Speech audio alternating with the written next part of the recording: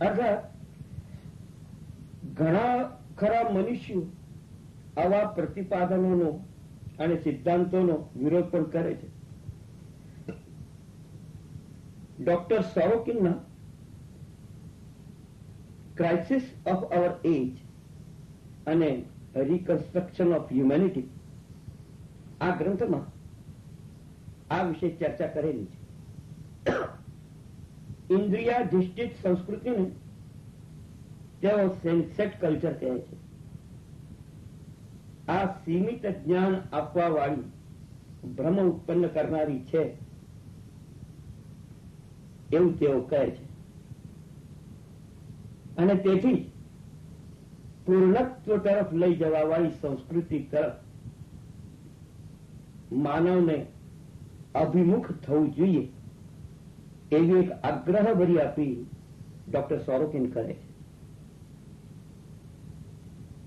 આવી પૂર્ણત્વ તરફ લઈ જવા વાળી સંસ્કૃતિને તેઓ આદર્શ સંસ્કૃતિ કહે છે, આઈડિયલિસ્ટિક કલ્ચર. જડવાદીઓ મનને જડદ્રવ્યમાંથી ઉત્પન્ન થયેલું માને છે.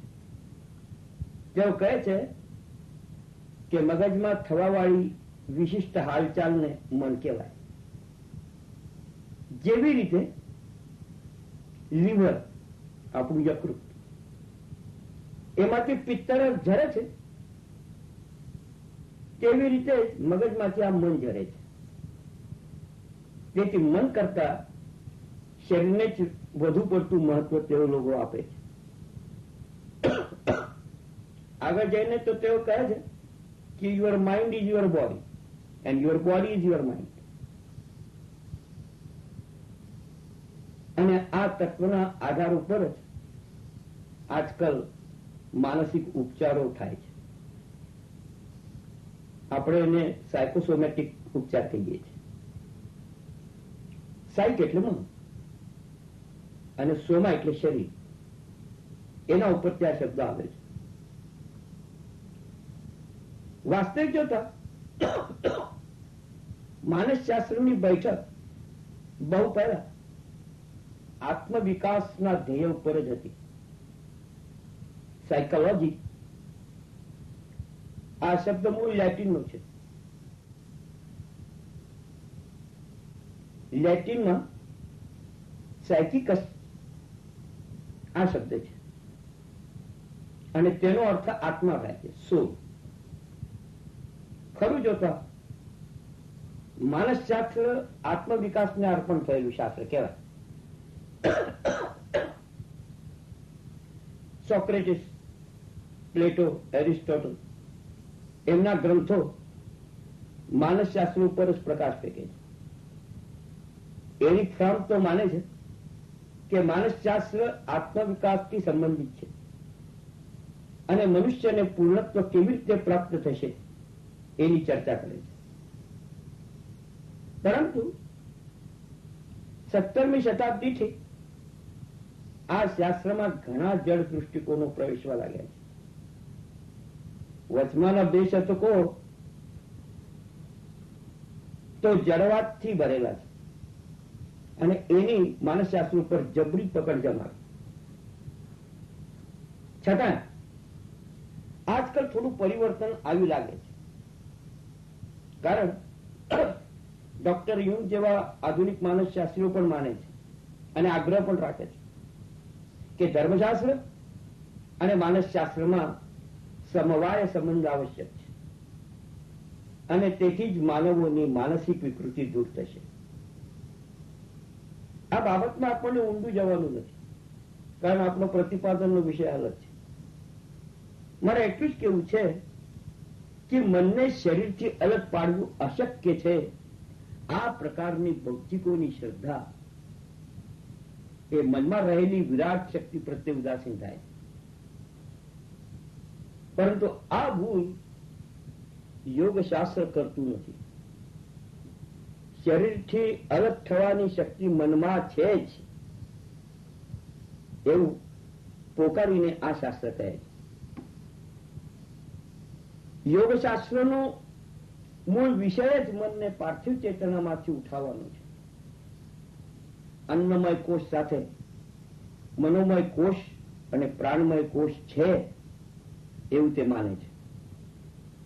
સ્થૂળ ઇન્દ્રિયો દ્વારા જીવાત્મા વિશે જે રહસ્યો જાણવામાં આવતા નથી તે રહસ્યોમાં યોગશાસ્ત્ર પ્રવેશે છે. જે પ્રમાણે સ્થૂળ દેહને પ્રાણ શક્તિની જરૂર છે અને કુદરત પણ એ પ્રાણ શક્તિ બક્ષે છે, તેવી જ રીતે સૂક્ષ્મ દેહને પણ સૂક્ષ્મ પ્રાણ શક્તિ હોવી આવશ્યક છે અને હશે પણ.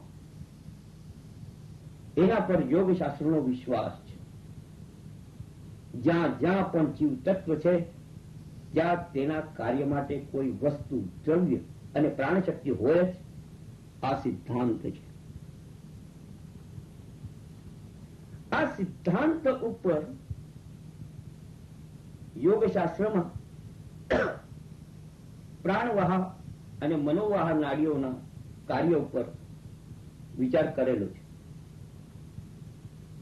આ નાડીઓ સૂક્ષ્મ દેહની મજ્જાતંતુ સંસ્થા કહેવાય. વિષય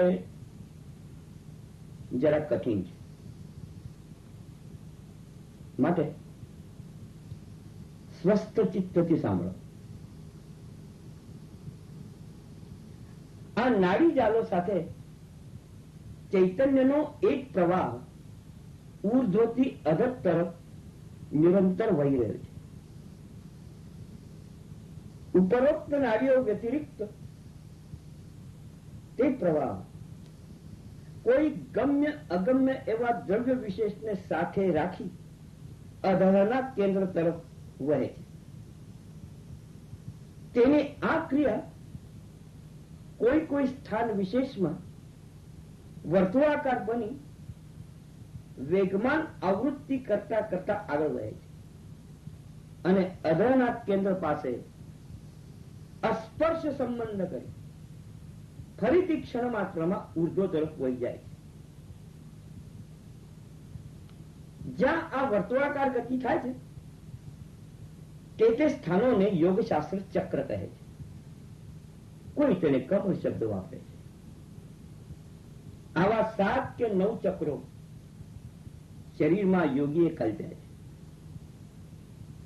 આ ચક્રોમાંથી કહો કે કમળમાંથી કહો, અમારી મનશક્તિઓ અને પ્રાણ શક્તિઓ વહે છે.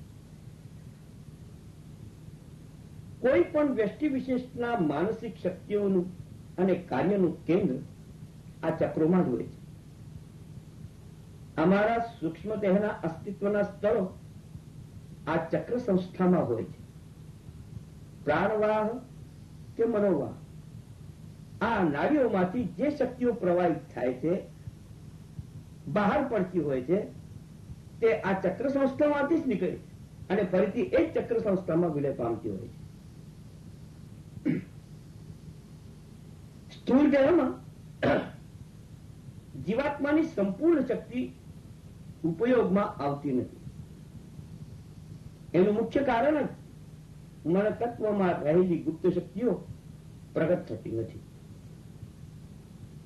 કેવળ શારીરિક કે મજ્જા સંસ્થાની શક્તિઓનું જ આધિપત્ય સ્થૂળ શરીરમાં જોવામાં આવે છે. કારણ સર્વશક્તિમત્વ સદા સુપ્ત હોય અને એ સર્વશક્તિમત્વને જ અમે કુંડલિની તત્વ કહીએ છીએ. મહર્ષિ અરવિંદ કહે છે કે આ મૂળ શક્તિ રિયલ આજ્ઞાત તમોમય છે, ઇનકોન્સિયન્ટ, અને તે અમારા પ્રાણમય કોષમાં એટલે વાઇટલ સિસ્ટમમાં બહુ જ ઊંડી પડેલી છે. જો એ જાગૃત થાય તો સૂક્ષ્મ દેહના કેન્દ્રો ખુલે છે. આ કેન્દ્રોમાં મન અને પ્રાણની શક્તિઓ અનુસ્યુત હોવાને લીધે તે શક્તિ બહાર પડી ઉર્ધ્વ સ્ત્રોત સાથે સંબંધ કરે છે.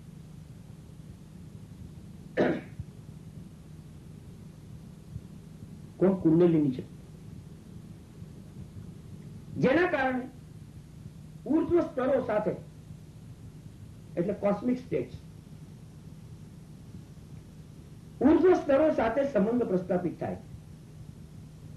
તેથી સ્થૂળ દેહમાંની જે શક્તિઓ માનવીય બુદ્ધિને આકલનીય નથી, હા, પરંતુ જીવતત્વને જ્ઞાત હોય છે, તે શક્તિઓનો વિકાસ થાય છે અને વિકાસ વૃદ્ધિંગત થતા થતા અંતે શિવતત્વ સાથે તાદાત્મ્ય પામે છે. એને જ આત્મ સાક્ષાત્કાર કે બ્રહ્મ સાક્ષાત્કાર કહેવાય છે. એમાં જીવ તત્વનો સર્વાંગીણ અને ઉચ્ચતમ વિકાસ છે. અનંત જ્ઞાન, અનંત શક્તિ, અનંત ઐશ્વર્યની પ્રાપ્તિ છે. અવિનાશી અનંત આનંદની આ સ્થિતિ છે. ભારતમાં યોગ સાધનાની જે વિવિધ પ્રણાલીઓ છે તે બધી આ જ મૂળભૂત લક્ષ્ય કહો કે ધ્યેય કહો, આ ધ્યેય પ્રાપ્તિ ઉપર આધારિત છે. બધી જ પ્રણાલીઓના ગર્ભરૂપ આ કેન્દ્રીય વિચાર મુમુક્ષુ સાધકોનું લક્ષ્ય બની રહે છે. અહીંયા આપણે ફક્ત યોગશાસ્ત્રનો જ વિચાર કરવાનો છે. જ્ઞાન, કર્મ કે ભક્તિ વિષયક સાંપ્રદાયિક વિચારોને જરા બાજુ રાખી ટૂંકમાં આ યોગ પદ્ધતિ વિશે આપણે જાણીએ. હઠયોગ. હઠયોગ આ એક સાધનાની પ્રાચીન પદ્ધતિ છે. એમાં જૂનો અને નવો અથવા પ્રાચીન કે અર્વાચીન આવો ભેદ છે. પ્રાચીન હઠયોગ માર્કંડેય પ્રણીત છે અને અર્વાચીન મત્સ્યેન્દ્રનાથ પ્રણીત છે. ક્રિયા પદ્ધતિના અમુક ભેદના કારણે આ બે ભાગ પડ્યા છે. બાકી બધા જ યોગ પદ્ધતિનો હેતુ અને પરિણામ તો એક સરખો જ છે. હકાર અને ઠકાર એને ક્રમશઃ સૂર્ય અને ચંદ્ર કહે. આ બંનેનું પરસ્પર મિલન આવશ્યક છે. ઈડાને ચંદ્ર નાડી અને પિંગલાને સૂર્ય નાડી કહે છે. તે બંને એક થઈ સુષુમ્ના નામક મધ્ય નાડીમાં પ્રવાહિત થાય ત્યારે વિશ્વનું સત્ય સ્વરૂપ સમજાય, સમાધિ દશા પ્રાપ્ત થાય અને અત્યંતિક દુઃખ નિવૃત્તિ થાય છે. હઠયોગમાં પ્રથમ શરીર શુદ્ધિ ઉપર ભાર મૂક્યો છે. અશુદ્ધ સંસ્કારોને લીધે ચિત્ત વૃત્તિઓ ભોગવાદી બને છે અને અશુદ્ધ સંસ્કારો ભૌતિક દેહને પકડી રાખી એના 7 ધાતુઓમાં વિકૃતિ પેદા કરે છે. માટે આ વિકૃતિ દૂર કરવા હઠયોગ 7 અંગોનો સ્વીકાર કરે છે. મેથી, ધોતી, નવલી, બસ્તી, ગજકરણી, મુદ્રા કે બંધ, આ આદિ ષટકર્મ અને પ્રાણાયામ. તેમાં મનને ઈશ્વરમાં રાખવા માટે મંત્રનો અવલંબન પણ હઠયોગમાં સ્વીકાર્ય છે. પ્રાણાયામના અભ્યાસ ઉપર હઠયોગનો વિશેષ બળ છે.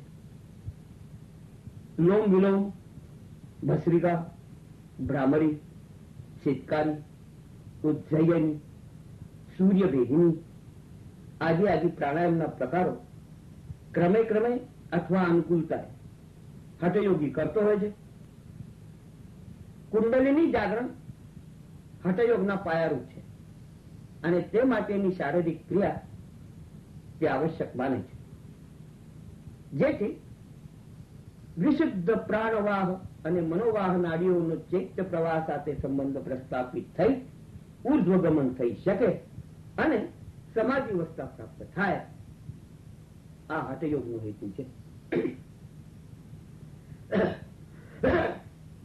બીજો છે અષ્ટાંગ યોગ. આ યોગના 8 અંગો છે, માટે અષ્ટાંગ યોગ. તે ક્રમે ક્રમે સાધક સાધ્ય કરી પોતાની ઉન્નતિ કરે. યમ, નિયમ, આસન, પ્રાણાયામ, પ્રત્યાહાર, ધારણા, ધ્યાન અને સમાધિ. હવે યમ એટલે શું? કે અહિંસા, સત્ય, અસ્તેય, બ્રહ્મચર્ય અને અપરિગ્રહ, આ 5 ને યમ કહેવાય.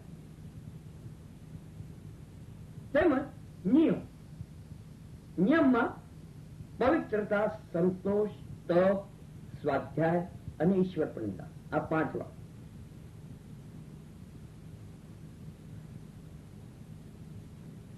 પછી ત્રીજો આવે છે આસન. એમાં પદ્માસન છે, બધા પદ્માસન છે, સિદ્ધાસન છે, આદિ. ચોથું પ્રાણાયામ, એ આપણે હઠયોગ વખતે જોયા છે. આ 4 અંગોને બહિરંગ કહેવાય અને બાકીના જે 4 છે, પ્રત્યાહાર, ધારણા, ધ્યાન અને સમાધિ, એને અંતરંગ કહેવાય. આ પ્રકારના યોગને અષ્ટાંગ યોગ કહેવાય. ત્રીજો છે રાજયોગ. અષ્ટાંગ યોગમાં વર્ણિત જે બીજા પ્રત્યાહાર, ધારણા, ધ્યાન અને સમાધિ, આ અંતરંગ વિભાગને સાધારણતઃ રાજયોગ કહેવામાં આવે છે. એમાં પ્રત્યાહાર એટલે મન તથા ઇન્દ્રિયો એમને બહારના વિષયોમાંથી કાઢવું, એટલે નિરોધ કરવો. ધારણા એટલે સર્વ વિચાર, માનસિક વ્યાપાર એમને બંધ કરી એક જ વિષય તરફ લક્ષ્ય રાખવું, એ નંધારણ.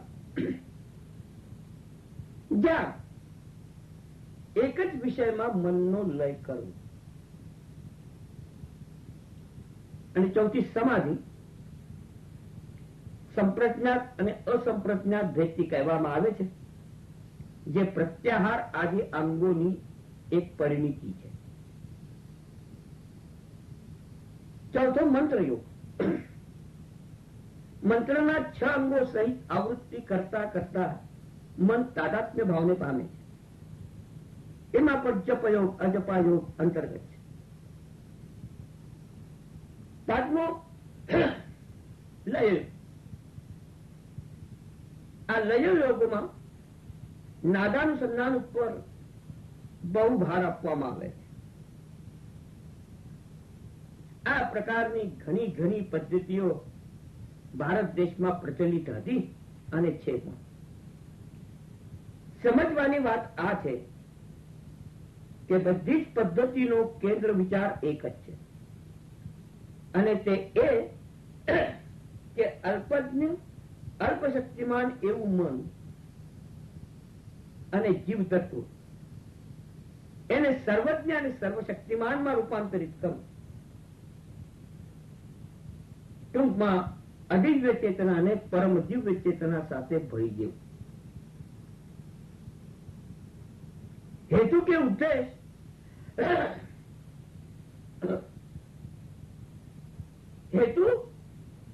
ઉદ્દેશ સારો હોવા છતાં બધાને જ આ કાર્યમાં સફળતા મળતી નથી. એનું શું કારણ? એની મીમાંસા આપણે કરવી નથી કે ઊંડું ઉતરવું પડ્યું. બુદ્ધિના તરતામ્ય દોષના કારણે જીવ સફળતા પ્રાપ્ત કરી શકતો નથી. ફક્ત બાહ્યવા અંતરંગ ક્રિયાઓમાં રચા પચા રહી સૂક્ષ્મ આશાવાદ સાથે એ જીવન પસાર કરે છે. આ સત્ય આપણે જોઈ રહ્યા છીએ. નિષ્પક્ષ વિચાર કરવાથી આ સત્ય સમજાય એવું છે.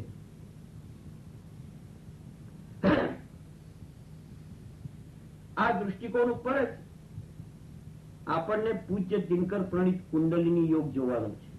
અભ્યાસવાનો છે. એમની પદ્ધતિમાં રહેલી બૌદ્ધિક વૈજ્ઞાનિક પ્રણાલી એકાએક ખ્યાલમાં ન પણ આવે.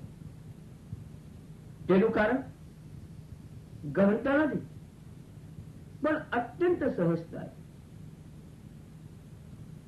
તેના તરફ લક્ષ્ય જતું નથી કે વિશ્વાસ પણ બેસતો નથી.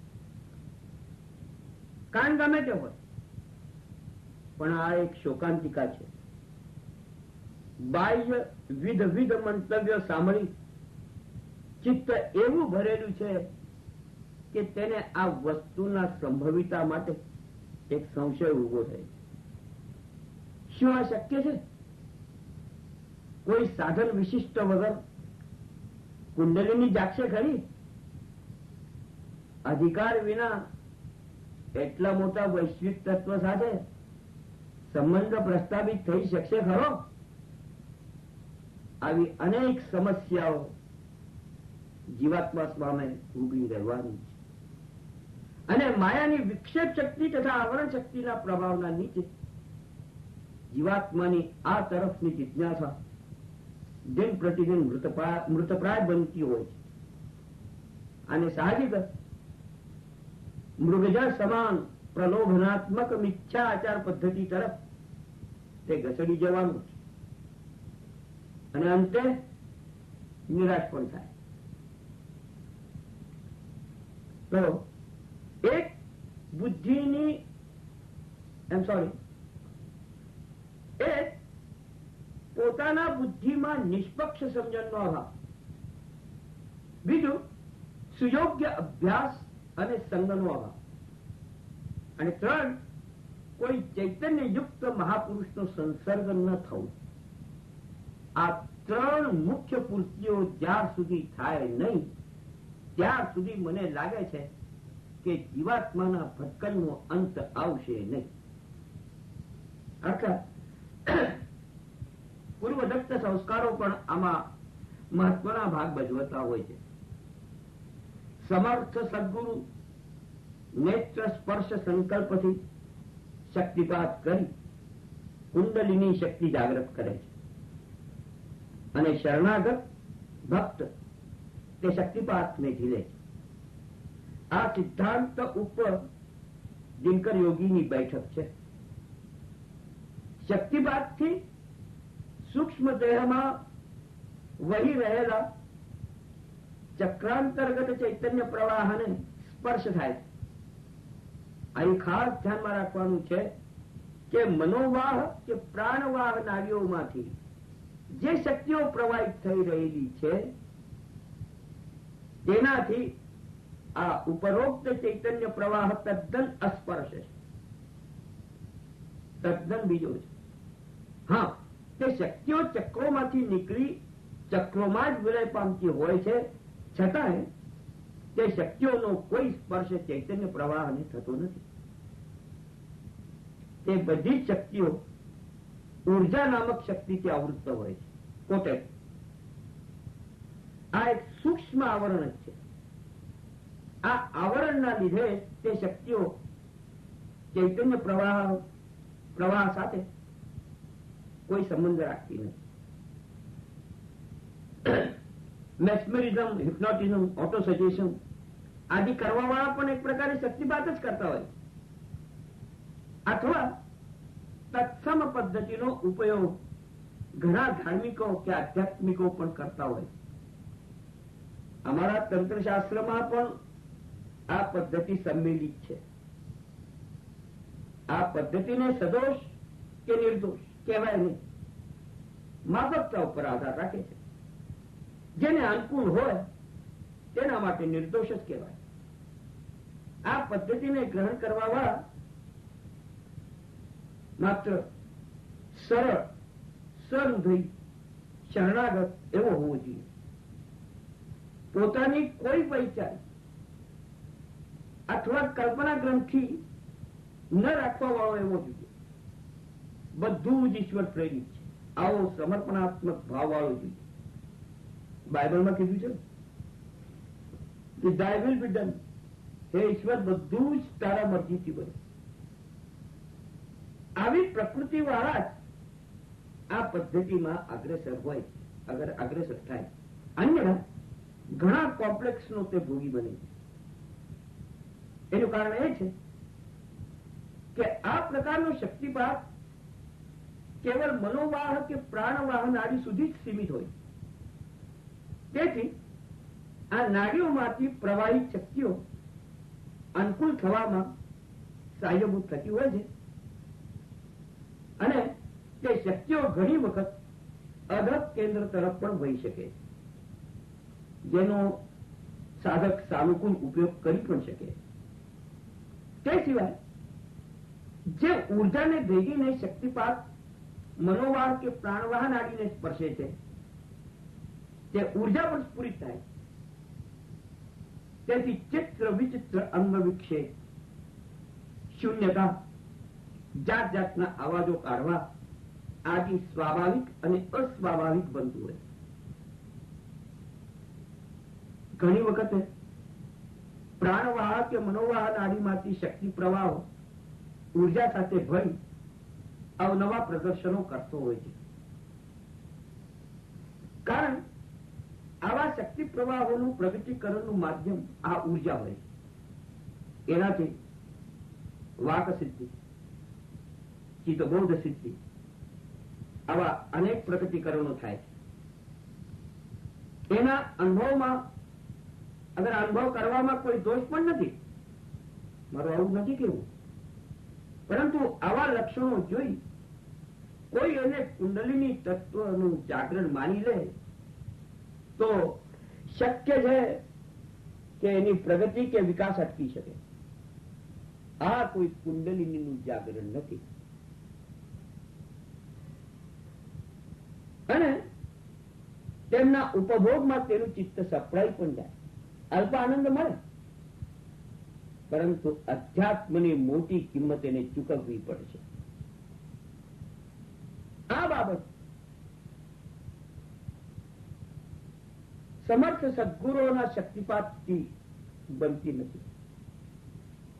એનું કારણ તેમનો અંતરંગ ચૈતન્ય એ નિર્બીજ હોવાથી, સંસ્કાર રહિત હોવાથી નેચરલ તેનો સીધો સંબંધ ચૈતન્ય પ્રવાહ સાથે હોય. આવા સમર્થ સદગુરુઓ જયારે શક્તિપાત કરે છે ત્યારે તો ઉલટું પ્રાણવાહ અને મનોવાહ નાડી ક્ષણભર સ્તબ્ધ બને અને આ કાર્ય વિના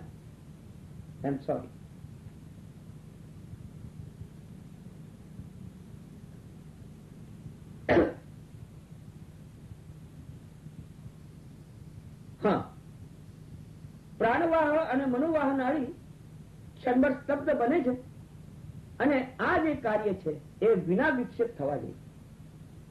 સાથે સાથે ઉર્જા પણ સહયોગી બની નિષ્પન્ન અવસ્થામાં સાક્ષી બને. એ વખતે જાણે એક ગંભીર મહાશૂન્યતા પસરેલી હોય. આ પરિસ્થિતિ જોઈને કુંડલિની શક્તિપાત સ્પર્શથી સચેત બનતી હોય. આ પ્રકારે કુંડલીની જાગરણ સાધકના શરીરમાં થાય. સૂક્ષ્મ દેહમાંની પ્રાણવાહ નાડીઓ અને મનોવાહ નાડીઓ ઘણી વખતે સમાંતર અને ઘણી વખતે એકબીજાથી વિરુદ્ધ દિશામાં અન્વયતી હોય. સૂક્ષ્મ દેહની પ્રારબ્ધ પ્રાપ્ત રચના ઉપર આ સર્વ આધારિત છે. પરંતુ એટલું ખરું કે તે નાડીઓ ને કોઈ નિશ્ચિત પ્રદેશોમાં એકબીજાથી ઘણી નજીક સમાંતર આવે અને ઘણી વખત ક્રોસ પણ કરે. તે પ્રદેશો સ્થૂળ દેહમાં બતાવવા હોય તો એક આપણો નાભી પ્રદેશ છે અને બીજો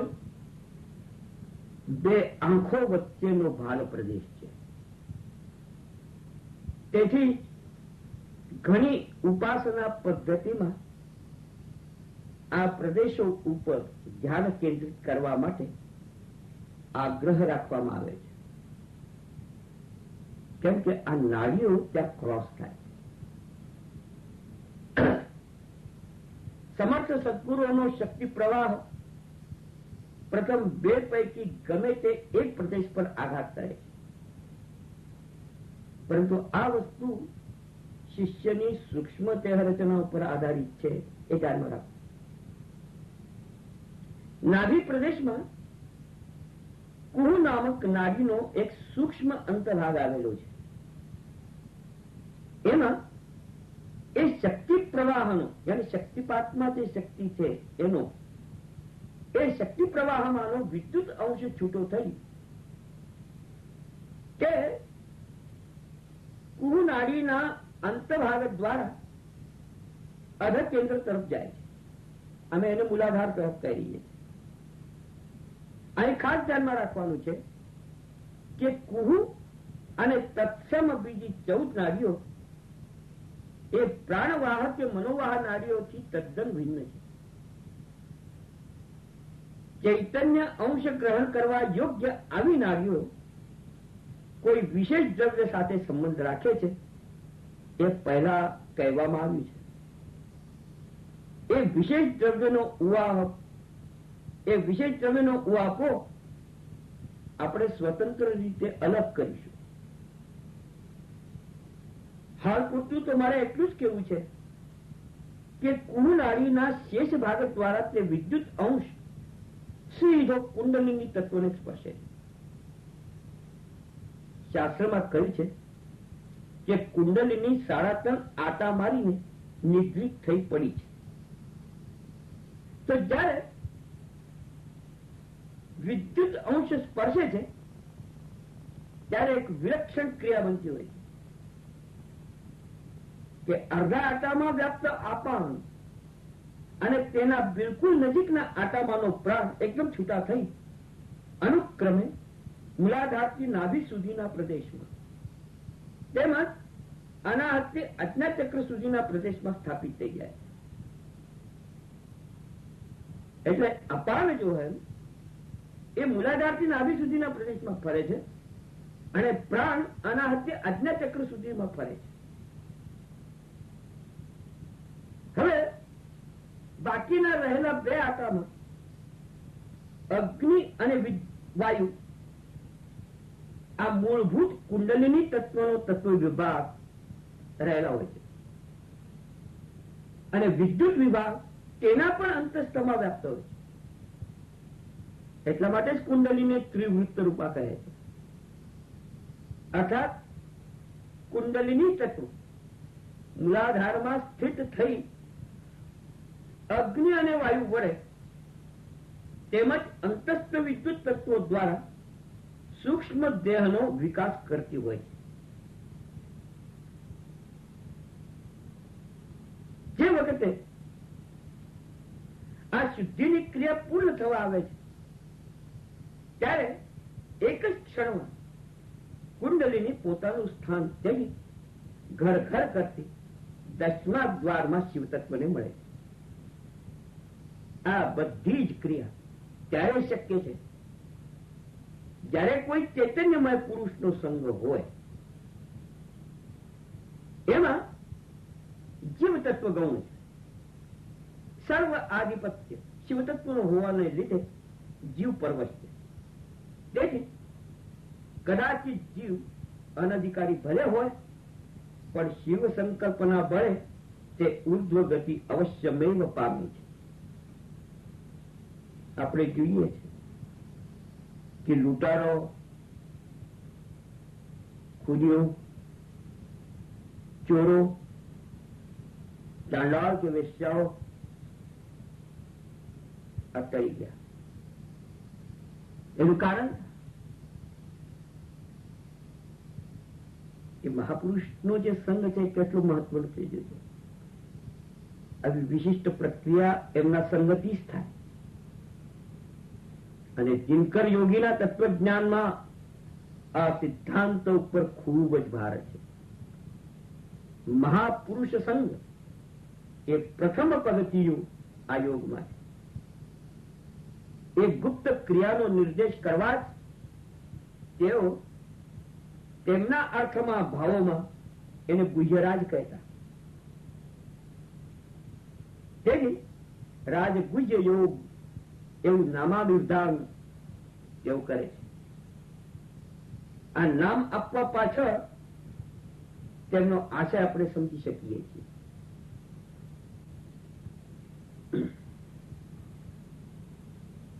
તેઓ ઘણી વખત એને ગુહ્ય યોગ કે રાજગુહ્ય યોગ પણ કહેતા. હવે મૂલાધારમાંથી 14 દિવ્ય નાડીઓનો સમૂહ મેરુદંડની દિશા તરફ વહે છે. એ આપણે જાણીએ.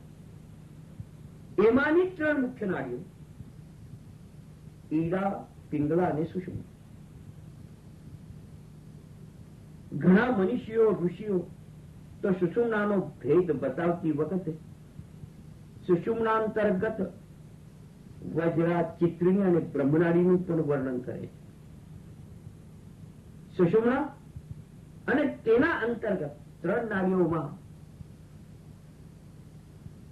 કુંડલિનીનું એટલે જાગ્રતા કુંડલિનીનું કાર્યક્ષેત્ર છે. આ નાડીઓ જેમ પાલામાં પાલા નાખીએ ને એ પ્રકારે 3 છે. અને જાગ્રતા કુંડલિની એટલા જ કાર્યક્ષેત્રમાં ફરે છે, આગળ કાર્ય કરે. એના સિવાય ટૂંક સુષુમ્નામાં જ એ કાર્ય થતું હોય છે. સમસ્ત બ્રહ્માંડનો પસારો અથવા તેનો કાર્ય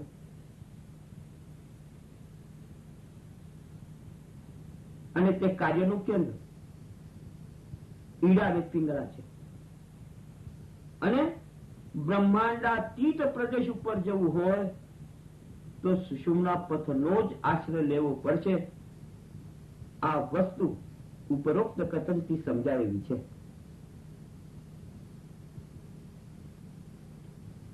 રાજયોગમાં પ્રત્યાહાર, ધારણા અને ધ્યાન આ પગથિયા પસાર કરતી વખતે સાધકને ઈશ્વર કલ્પના જાગૃત રાખવા માટે માનસિક આધાર લેવો પડે છે. અને પરિણામરૂપ સમાધિ અવસ્થામાં નિરાલંબ થવું પડે. આ પ્રકાર લગભગ બધી જ યોગ પદ્ધતિઓમાં જોવામાં આવે છે. અને એનું કારણ પણ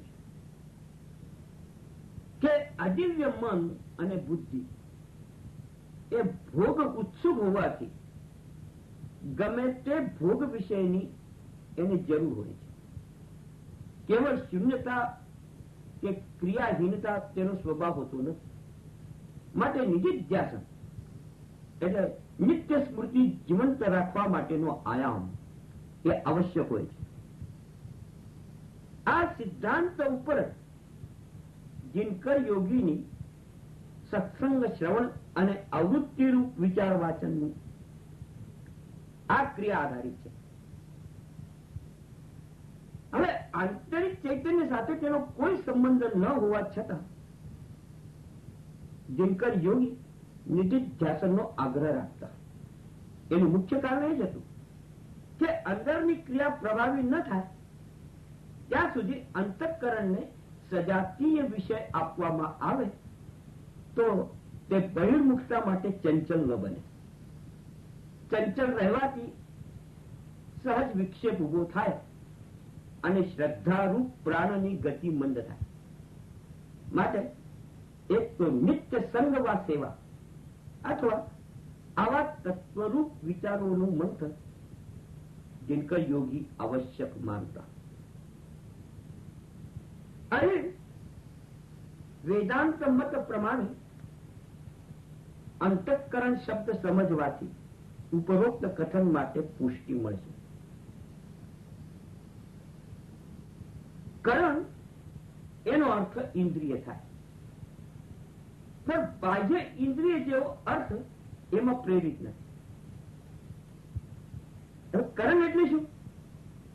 કે કાર્ય તાબડતોબ ઉત્પન્ન કરવા માટે અપેક્ષિત એવી કારણ સામગ્રી, એવો અર્થ ને.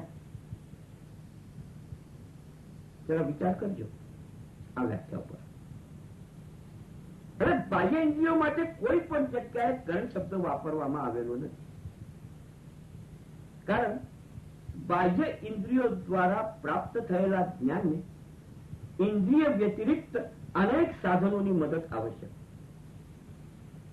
આ પ્રકારના જ્ઞાનના ઉત્પત્તિમાં ઇન્દ્રિયો કેવળ સહાયક જ હોય છે અને બાહ્ય ઇન્દ્રિયગત અનુભવ તત્ત ઇન્દ્રિયો પૂરતો સીમિત હોય.